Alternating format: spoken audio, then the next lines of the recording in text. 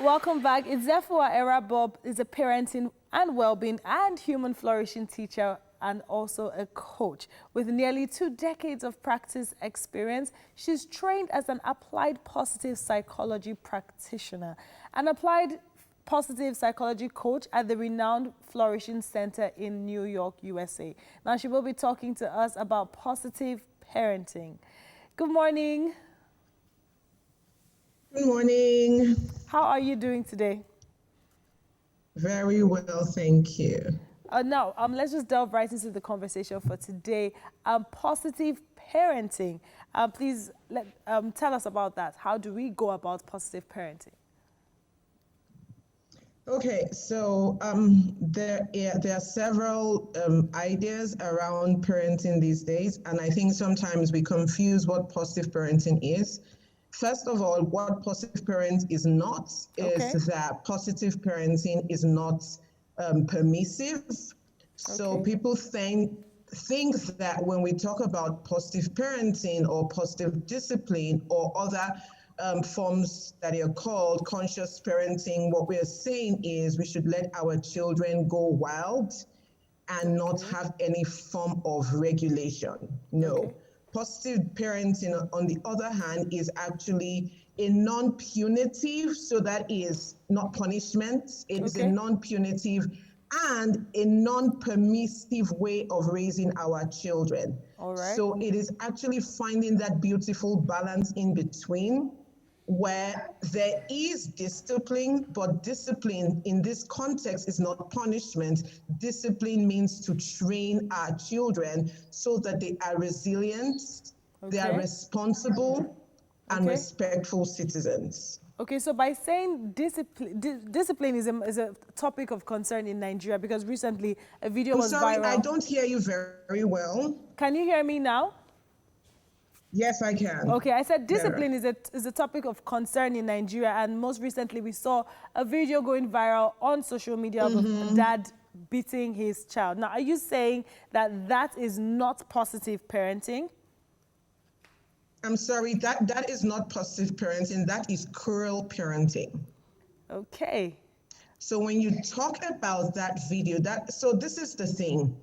Over the years, we had no idea how the human being develops. Okay. So science had it, and science has been evolving, but we had a culture that taught us that to actually instill character, we have to punish. Yeah. But what we know from brain science, which I like to describe it this way, every behavior has its root in the brain. Behavior is brain-based.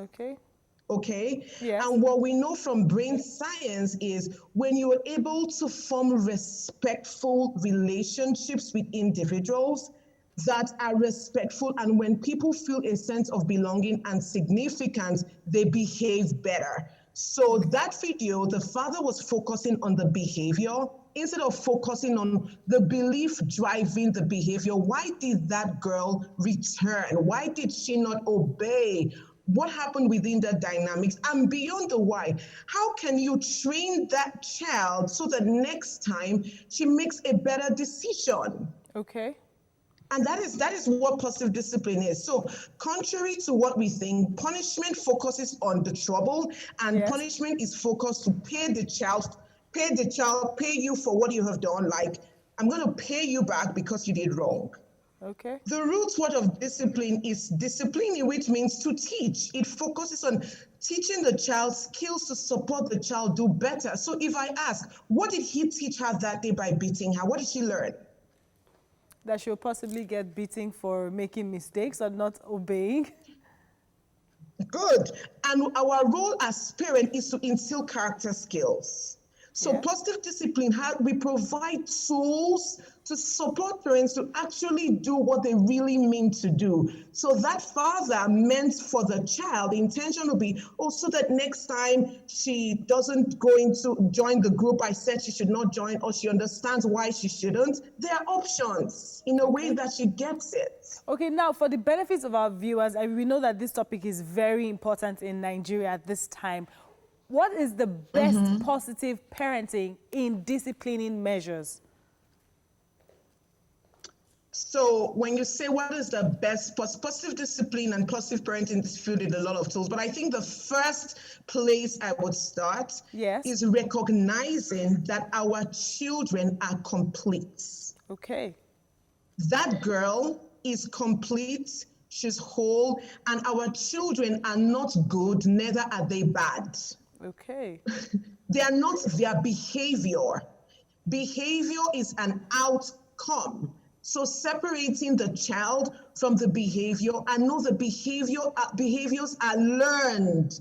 And how we teach and train and discipline is what determines the behavior. Okay. Okay, now for a parent out there watching, now it's very important that it's very good that you actually said their behavior is learned. Now we've heard about learning and unlearning. Now, how do we teach a parent to teach their children to unlearn things that they've learned so they can relearn other things? So I would say it's a long rope, but a simple tool I really like to share with parents is to be kind and firm at the same time. Okay. So I tell you what, imagine, let's use the situation of that man. Yes. Imagine for a moment that girl, the father found out, she went and she joined what he said she should not join, the group, right? And she was chatting. Sitting that child down to focus on the solution. What is the end goal? So focusing on the solution is a tool. Okay. Right? Yes. What he wants is for the daughter not to be on social media or join groups inappropriately. Yeah. That's the goal. Okay. How can he support her? She's 18, I think, from the video, such that together they come up with an agenda and a plan for her to stay true to that. In fact, it can be as simple as listening to her. Yeah. So kind and firm means you are firm on the principle as a parent. That's why I said it's not permissive. Yeah. You're firm on guidelines around social media use. Yes. But you're kind to and respectful to the child, and even respectful to yourself. So respectful to yourself means you're going to stick to that principle because you know it's helpful. Yes. But how you deliver it is important. Yeah.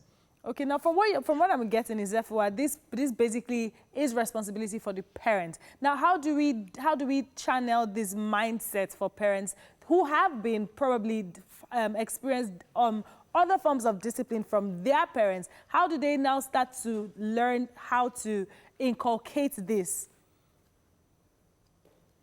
Great. So how they start to learn again is going back to the fundamental. Maybe I say this, when they understand really, right, that every relationship, every interaction they have with their child is forming the brain. And when I mean the brain, the architecture, how the child's brain is forming, then they would know that they need to use methods that help the brain form appropriately. Okay. And aggression and insulting and shaming and beating, they actually inhibit proper brain development. Okay. On the other hand, a firm approach and firmness in language, not necessarily yelling. For example, that father could say, I told you, we had a conversation and we agreed that you should not go to social media. Yeah. What happens now that you've gone to social media? What happens? And how do you do this differently? He's not going to say, oh, I let you. So there are natural consequences for things. Okay. Okay? Yes. So it's what is the natural consequence when we agree and you break the rule? It's like when you go under the rain, you get beaten. The natural consequence could be, you know what, we're going to keep your phone away. Okay. Right? Yeah. That is so, and it must be related, it must be respectful. Yeah. But I don't always advocate just natural consequences. Focusing on the solution. How can he support this child to do better next time? Okay. Probably now, educating her around social media. Okay. Okay, now, quick one, yeah? So assuming a parent watching says, okay, you know what, Izefua, I'm going to take this, instead of beating my child, I decide to talk to my child and be kind and also firm. Imagine this happens and the child still goes back to do the same thing. What should now be the next course of action? Oh, I love your question. So I tell you what should be the next course of action. You repeat the process.